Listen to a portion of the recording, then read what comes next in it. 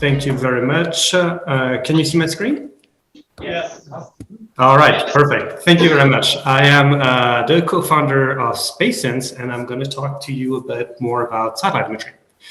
So every day, thousands of satellites produce around 100 petabytes of images and data on the planet. So this is the data equivalent of all images on Instagram since its inception. And it's not about to slow down. So it's about 5,000 more satellites will be sent by the end of the decade. So this technological progress means that we'll soon be able to detect objects the size of a smartphone from orbit, have new information every hour, day and night, and a lot of information invisible to the naked eye. And as it has already been said a bit earlier, it enables hundreds of new use cases. For example, you can monitor the health of forest, crops, track remote infrastructure, react faster to natural catastrophe, detect regional trends for commodities market, and so much more. But most industries will benefit from it in the coming decade. But there is one issue, and it's that the data is complex to use today. It is very heavy and requires a dedicated processing architecture, and it generates complex information that requires an expert to manipulate. So to gain widespread adoption, satellite data must be understood and easy to be used by any data scientist.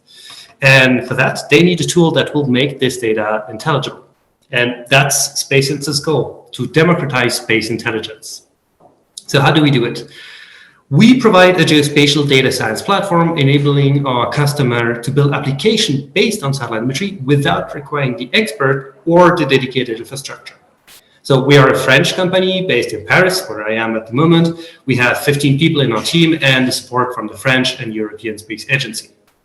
So we currently process about 50 million hectares in 30 countries every month for a variety of customers.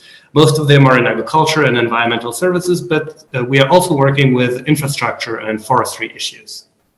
So what do we provide to them exactly?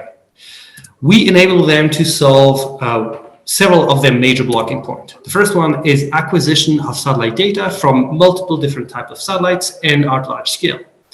The second thing is the fusion of these satellite data with their own proprietary customer data. This can be anything, IoT sensors, machinery information, public maps, manual annotation, anything as long as it has a GPS coordinate. The third thing is transforming this very bulky data cube into an AI-ready data set. And the last step is provide them with the optimal step to follow to train a solution, an AI model based on satellite data, which is quite different from what you usually do.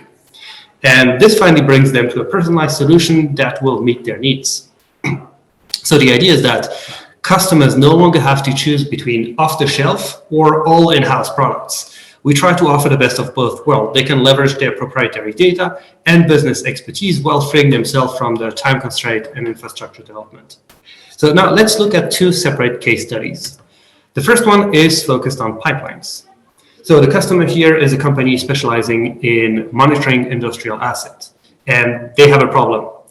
You might already know it, but they are usually exclusion zones around the pipelines, like you can see in the image on the bottom there in the grid zone.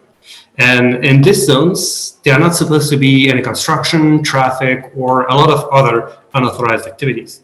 And as you can imagine, monitoring such a spread out surface is very expensive and time consuming. So the company is looking for a cheaper method of monitoring. And they want to build an AI model that is able to detect unauthorized activity from satellite imagery and be able to classify them into different categories. So how can we help them? Let's look back at the features that we offer. First, they need satellite data. In this case, they actually want two sources, an optical one to see what is happening visually with their eye, and radar imagery. Radar imagery is a very interesting technology, and it enables them to see through clouds and is very good at picking up ground shift information. So between the two sources, they really have a way to know everything that's happening at this place. Next comes the crucial part. To train your AI model, you need to teach it to recognize unauthorized activities and which type they are. And for that, they need existing example, which is called training data. And this is where the customer data comes in. They have 75,000 historical activities log. So for each, they have the date, the type, and the GPS coordinate. So for each of these activities, our software grabbed the associated satellite images and merged it all together into a huge data cube.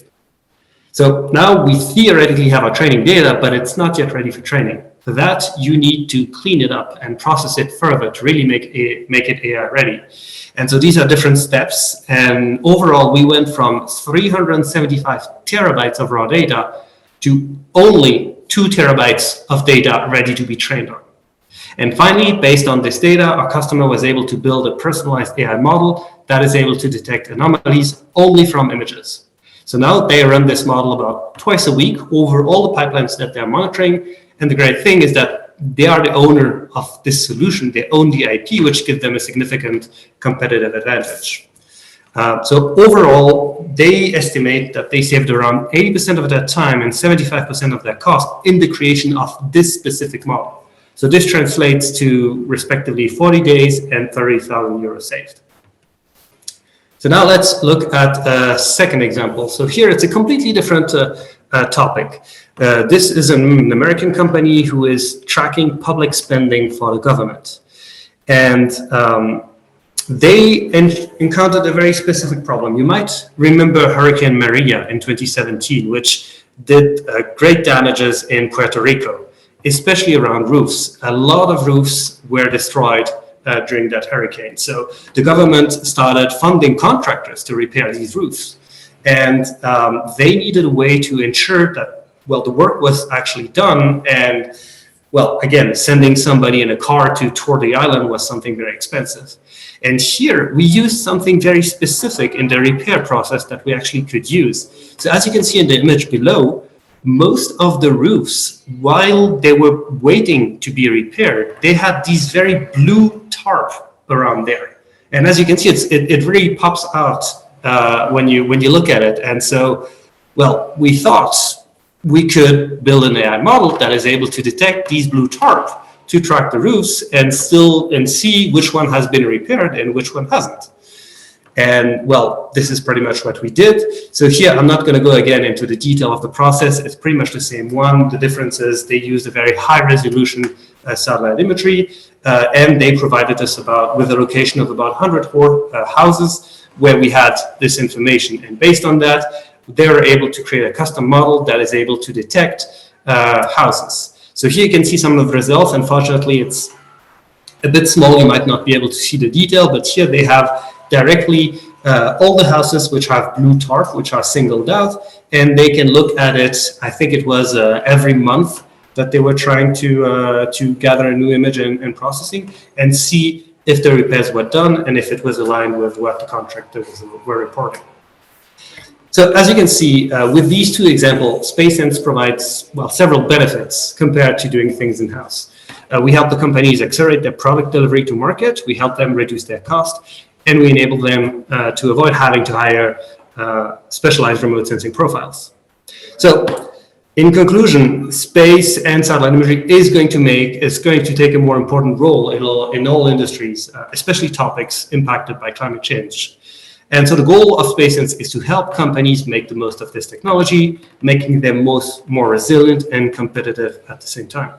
So if you're curious to know more about the presented use case or how you could benefit from satellite imagery, I would be happy to have a chat with you.